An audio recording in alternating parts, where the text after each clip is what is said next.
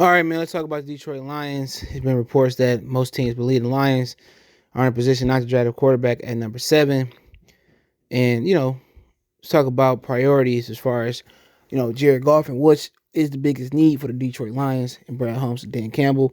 Let's talk about it. Hit that subscribe button, bell icon button, share the video. And I said this before, I say it again. Okay, the biggest need for the Detroit Lions at this point is Jared Goff. It's supporting Jared Goff. If Jared Goff is going to be the quarterback of the future, the biggest need is not a defensive tackle, it's not a linebacker, it's not a corner, it's not a safety, it's not a punter, it's not a kicker, it's not a long snapper, not a tackle, not a running back, not a receiver. The biggest need is how do you make Jared Goff successful if you're going to move forward at number 7 or in this draft with a quarterback, if you're not going to move forward with a new quarterback. That is the biggest need. People need to understand. If Jared Goff go out there and do what Stafford did or do less, they're going to get destroyed. This team is probably going to win 1 or 2 football games next year. Even if he played at the level Stafford played at over the last couple of years, this team is going to be a middle-of-the-road team. He has to be extraordinary at the quarterback position for this to be a success. How do you make Jared Goff extraordinary at the position? You give him the best running game you can find. Physical receivers blocking, physical right tackle, physical right guard, and you get him Najee Harris from Alabama to go with DeAndre Swift. You run the ball down people's throats, and you let him do what he did in LA and be successful. That's going to be play action and creating big windows. You see what made Jared Goff successful? You run the ball, pound it. You allow him to be Trent Dilfer, to be Brad Johnson, to be a game manager, to work off the run game. That's what you do. That's how you get the most out of Jared Goff. If you expected Jared Goff to go out there and do what Stafford did and go 5 wide and drop back 30, 40, 50 times a game and, decipher defenses and put balls in tight windows and make players better, then they set themselves up for failure. He's not that quarterback like Rodgers, like Brady, who's gonna make nothing out. He gonna make nothing out of something. That's not him. He's not gonna go out there and win you football games without everything he needs. And they need a dominant run game to go with Jared Goff. And if he doesn't have a run game,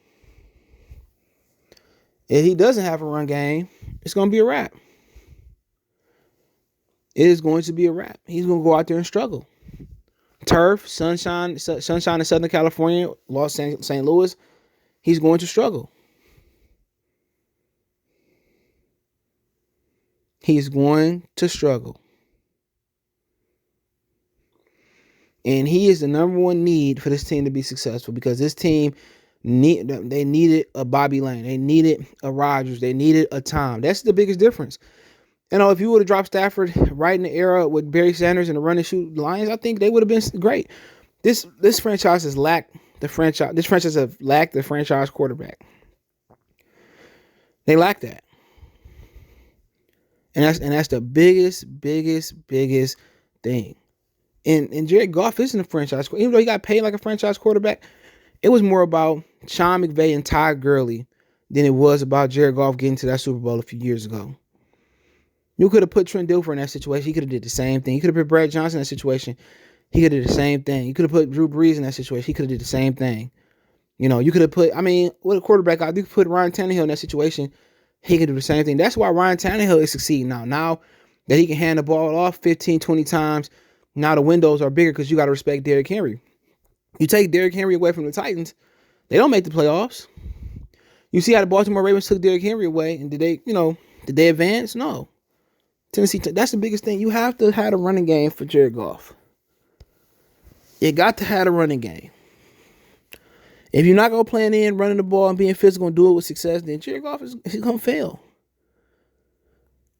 He's going to fail. And if, Brad Holmes don't see that, and they go out there and they don't draft the guys that need, well, Jared Goff is just, people going to say, see, we should have kept Stafford. See, Jared Goff isn't that good. See, I told you that Jared Goff was a bum. We didn't need him. That's what people going to say. Number one priority going there is supporting Jared Goff. And some people are going to say, we should have kept Stafford. That's what they're going to say. If Stafford go out to LA and ball out, we should have kept Stafford. That's what they're going to say.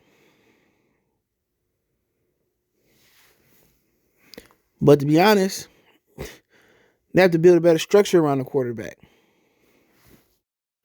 Around the quarterback. And that's the biggest thing. You can win with a trade deal for Brad Johnson, not consistently, as long as you got everything else in check. But when you look at the Detroit Lions, man, their biggest need, if they believe Jared Goff is their guy, their biggest need is to support Goff. See what he did good. See what he liked. See what he liked guys with speed. See if he liked what running backs he liked. That's the biggest thing. Biggest need for the Lions is him. If you want to take a quarterback and people saying, well, since they got Jared Goff, they need a quarterback. Well, then you take a quarterback. You take them. If they honest with themselves and don't believe Jared Goff the guy and they see a guy that they like, take him. That's the biggest mistake that the Queens made. Take the guy that you like. If it's not a guy in the draft that you like, then you wait next year. You got multiple draft picks. But think about it.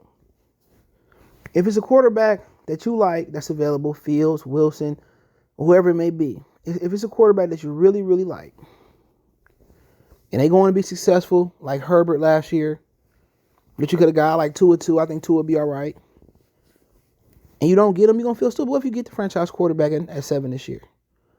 Then think, what if he work out? Then we can get rid of Goff, and then you got 2 additional picks to build around. That's how Cleveland did it around Baker Mayfield. You don't take the guy, let's say Dak Wilson or Fields blow up, and they great quarterbacks, and Jared Goff not the guy. Now you got to take your draft compensation you got from LA and find you a quarterback. Why are you in position to get a quarterback? If any one of those guys fall.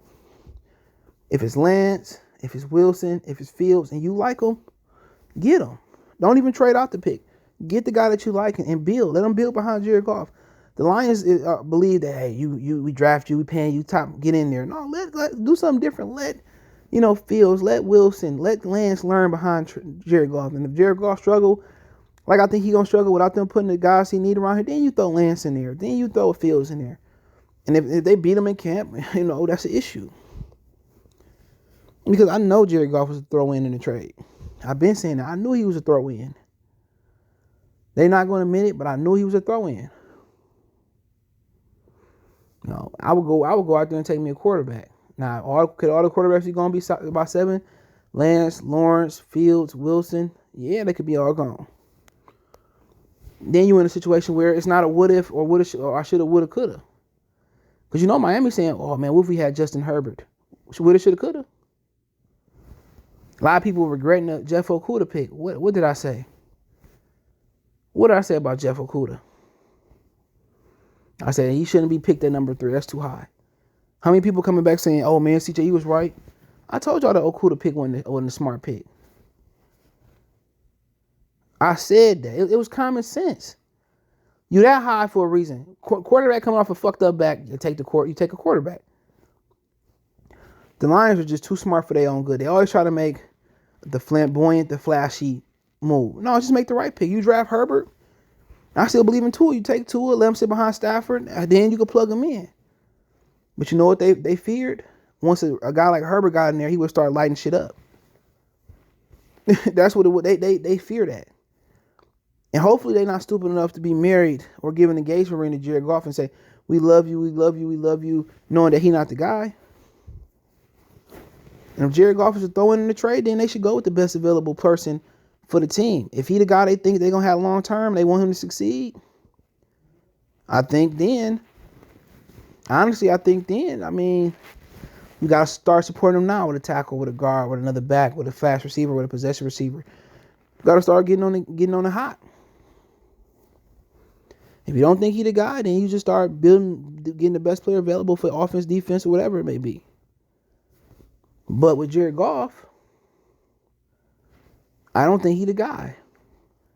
And if they don't run the ball with success this year, and they think they're going to drop back 40, 50 times with him, this team is going to be the number 1 pick next year. I'll tell you that right now. But hey, it is what it is. Let me know what you guys think. Don't forget me on Facebook, Instagram, Twitter. You can reach out if you have a business question, inquiry, sponsorship, video request. All my social media links description. Faster to reach me is Twitter, then Facebook, then Instagram. All links there. Want to make a financial donation? Cash App, CJ Good 313. That's in the description. PayPal link there as well too. Best way to donate. Share the video. Appreciate the love, support. One time for the one time mercy.